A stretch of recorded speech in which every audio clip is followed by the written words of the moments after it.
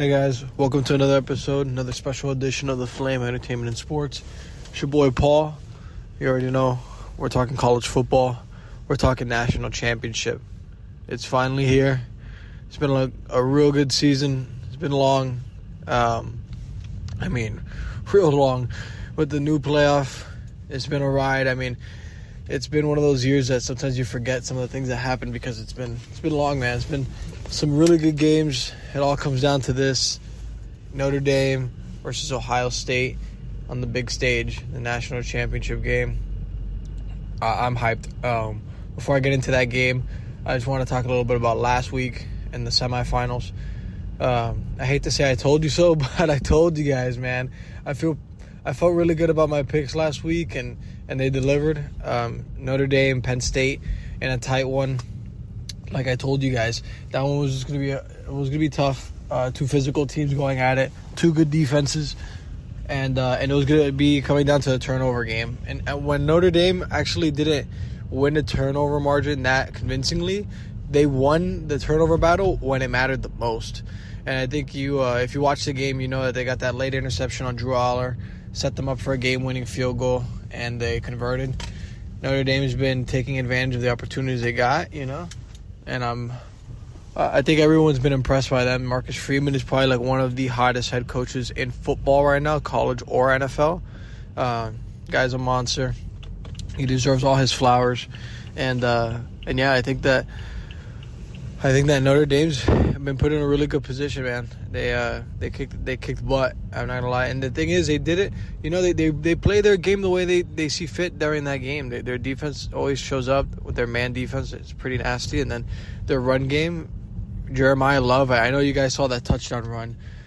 Me and Rob were talking about that run when it happened. We texted, and I told him, man, that's the type of run in football that makes me feel like a kid. Makes me want to go outside and play. And those tough runs. I was like, man, what a stud, man! What a guy. Guy's got heart, and he's not gonna let anyone get in the way of him in the end zone like that. That's amazing to see. Sometimes you don't see it as much anymore, for whatever reason. But props to Jeremiah Love. He's a stud. Riley Leonard did what he had to do, get the job done. And Penn State had a good run too. I want to give them their props too. They had a pretty easy path to the playoff, whether you like it or not. It's just the way the dice rolled. And I told you so. So next game was Ohio State versus Texas. And this one I feel like I hit right on more on the money, because the Penn State and Notre Dame I felt a little less confident about. This one I felt real good about. I felt good about the spread. I told you guys, Texas, if they couldn't run the ball, they were in trouble, and they couldn't.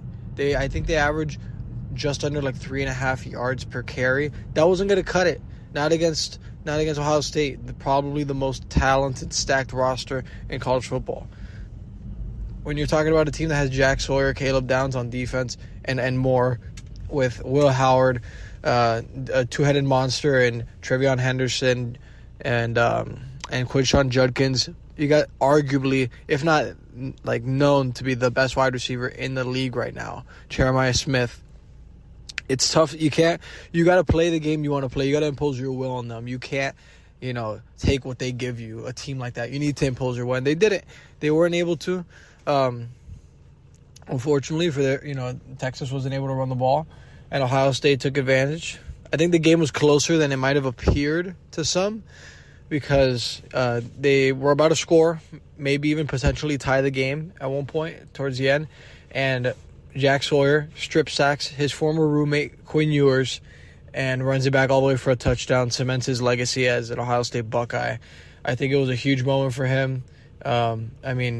Just a crazy, crazy moment for him.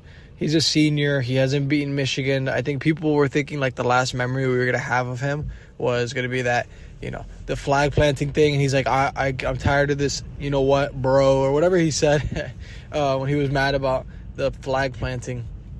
But that wasn't the last of him. He made sure of that. And so props to him.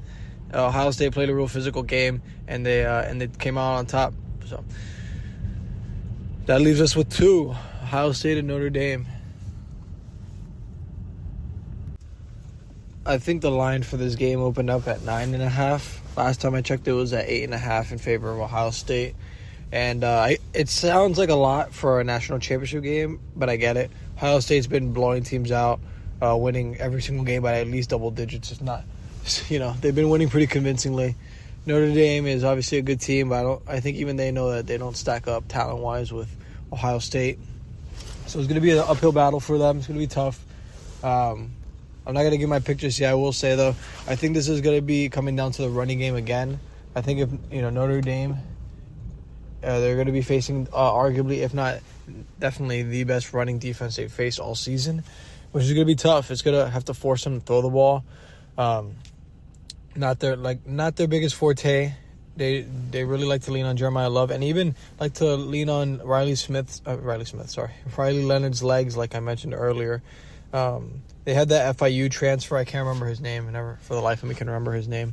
That as a wide receiver, he's pretty nasty. Maybe they can get him the ball some, find their tight ends and make things work in the air. But I think Ohio State's going to be able to handle them. Their front line is just too nasty. And Ohio State, Notre Dame's been pretty beat up this year on offensive line. I think that the long season has been doing that to them as well, unfortunately. I mean, that's affected kind of every team in some way, shape, or form. But their offensive line, which, Notre Dame is known to have a good offensive line. They've had a really good one this year. Let's see how banged up it ends up being. Injuries are, part of the game, unfortunately, especially when you make a season longer than it used to be. It's going to be more of an issue. It gives more of a chance of those things happening.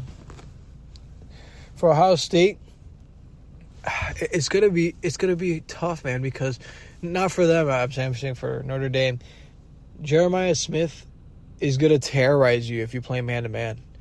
And look, Notre Dame, I know that's what got you here. Trust me, I get that, and you guys could have the right to do whatever you want. But if you have to make the adjustment, Marcus Freeman, you got to make the adjustment because he might burn you real bad. And, man, I will say Jeremiah Smith was contained pretty well against Texas, and they still, like I said, won pretty convincingly. So it's not impossible to do, but I wasn't looking at Texas' schemes. I wasn't watching the defense. That it looked like it was zone. Don't quote me on that. I'm not an X's and O's guy as much as I am just a football guy. But you're going to have to throw some different schemes at him, some zone. If you want to throw some man in there, go ahead. Notre Dame, if I'm not mistaken, plays some of the most snaps in man defense in the country, so it's gonna be tough. And then pair that with, like I said, the two-headed monster they have at running back and Will Howard playing some of his best ball, peaking at the right time. It's gonna be tough. I think Ohio State's not getting enough credit. I think they're getting some credit, but not enough for peaking at the right time. I say that because I think people will say, yeah, they're like the best team in the country. They're playing their best ball, but it's the end of this long season, right? They lost to Michigan. There's all this noise and there's always the hot seat talk with Ryan Day, and they still managed to find a way to get hot when it mattered. And that is on coaching and organization and the players and the nutritionists, the trainers. You know what I mean? That's on everybody in that building. So I got to give props where it's due.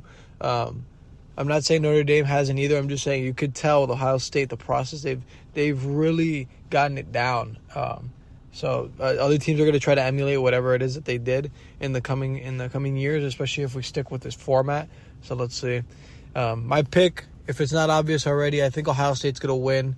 I think that it's going to be a pretty close game for the most part, but they might pull away or like kick a field goal to make it like a 10-point game or something like that. So I think Ohio State wins.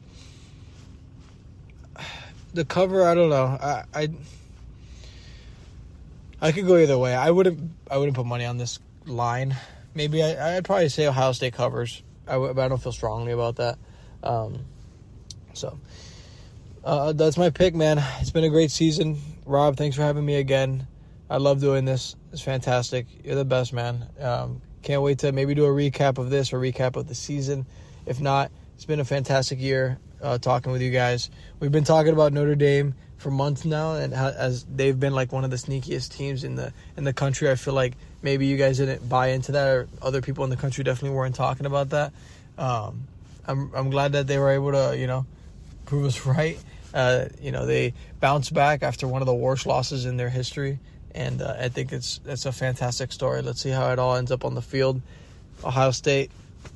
I mean, how long has it been since 2014? It'd be wild. So stay tuned. Much love. Appreciate you guys. I'm out.